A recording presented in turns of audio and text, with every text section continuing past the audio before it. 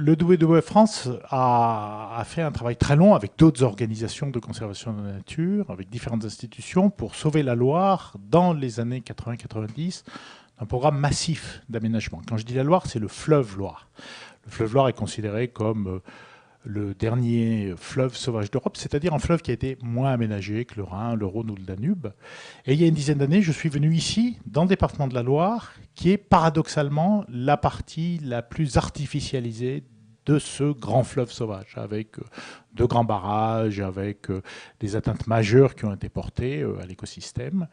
Et pour faire mon métier, pour faire, comme d'ailleurs le demande l'Europe, avec une réglementation qui s'appelle la directive cadre sur l'eau, c'est-à-dire faire en sorte qu'on restaure la Loire ici,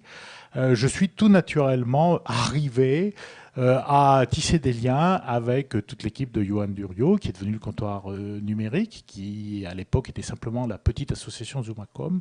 pour mettre les outils du numérique au service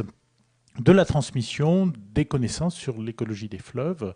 que je suis en charge de transmettre pour faire bouger la société, pour qu'on gère un peu mieux les barrages, pour qu'on restaure le fleuve, pour qu'on améliore la qualité de l'eau, pour qu'on mette moins de pesticides dans l'agriculture, etc.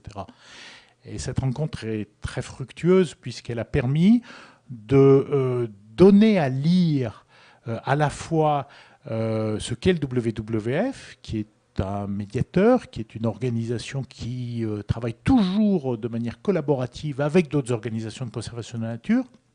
Ici, par exemple, on a la Frappna Loire, mais on a aussi des fédérations de pêche. Ça, c'était la première chose. Puis la deuxième, c'est bien évidemment, le but, c'est sur le terrain de transformer les comportements, de transformer les regards, de transformer les pratiques. Et on a réussi à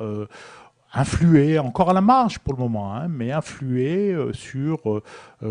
certaines politiques publiques et influer de manière positive pour qu'on rentre dans cette ère de la restauration des fleuves, y compris ici dans le département de la Loire.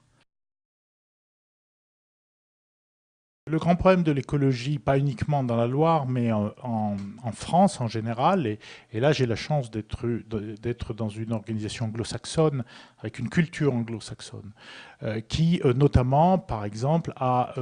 toujours pensé que faire du travail d'information large avec les outils d'aujourd'hui pour toucher le grand public, pour toucher l'opinion publique, c'est quelque chose de fondamental si on veut modifier les règles du jeu.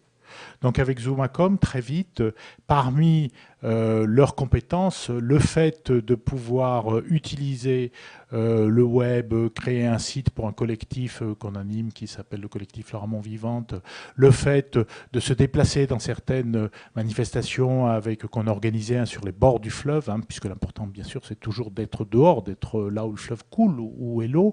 le fait de pouvoir donc organiser des manifestations, des actions les plus conviviales, les plus joyeuses possibles, parce que quelquefois les sujets sur lesquels on est ne sont pas toujours très très rigolos. Hein. La pollution de l'eau, ça ne donne pas tellement envie d'aller sur la rivière, a permis de rentrer dans un processus d'appropriation un peu plus forte par des gens qui se sont détournés du fleuve Loire parce qu'il est très abîmé. Donc par exemple, on ne va pratiquement plus se baigner dans la Loire ici parce qu'on sait que la qualité de l'eau n'est pas terrible, alors qu'en fait la qualité de l'eau n'est pas si mauvaise que ça, et avec ces outils qui permettent de toucher à la fois l'esprit des gens, mais aussi le cœur des gens, et puis qui surtout permettent de toucher des jeunes, un public qui est né quasiment avec le numérique, on arrive à montrer que cette question de la restauration des rivières ici est une question qui intéresse les gens comme d'autres, alors que jusqu'à présent, elle est quand même, et ici et dans notre pays, la question de la restauration des fleuves, ce n'est pas le sujet numéro un qu'on a au journal télévisé. On touche à beaucoup de facteurs. On touche d'abord essentiellement à la culture. Comment est-ce que nous, citoyens, nous pouvons nous réapproprier cette question qui est pour moi fondamentale du lien qu'on a perdu avec la rivière, mais forcément c'est le bassin versant. Une rivière, c'est l'agriculture par exemple, hein, et on sait qu'on est en train en France de se dire, oui, peut-être que le mode de production agricole dans lequel on est, on peut le changer par exemple avec des questions comme avec des projets, des outils comme les AMAP. Donc, on doit recréer, on essaye de recréer une culture dans laquelle, je vais utiliser un mot qu'on utilise heureusement de plus en plus dans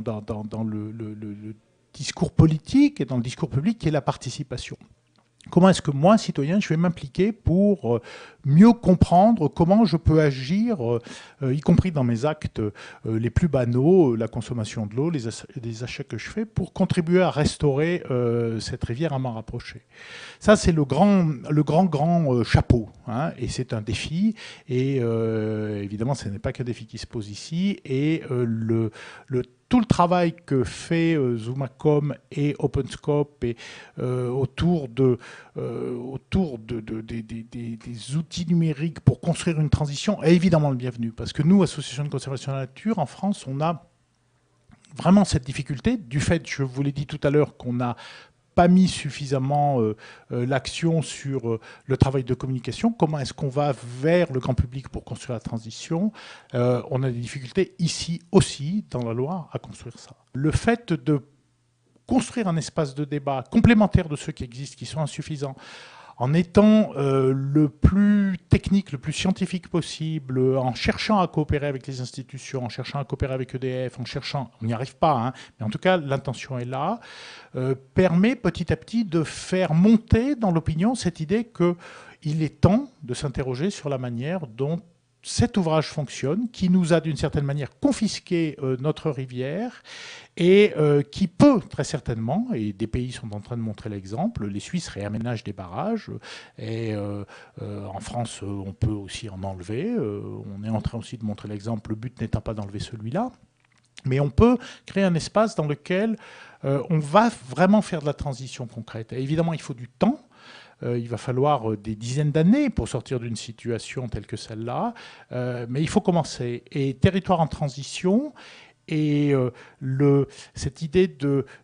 cette très belle idée de créer des tiers-lieux dans lesquels les gens, des tiers-lieux neutres dans lesquels des gens viennent se rencontrer, échanger, des grandes écoles, des entrepreneurs, des militants écologistes, des scientifiques, des élus, et pour nous, WWF, une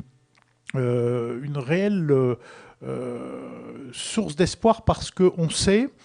qu'en France, une des choses les plus difficiles à faire, c'est précisément de créer ces espaces d'échange, parce que très vite, soit les débats se politisent bêtement, soit les débats sont marqués par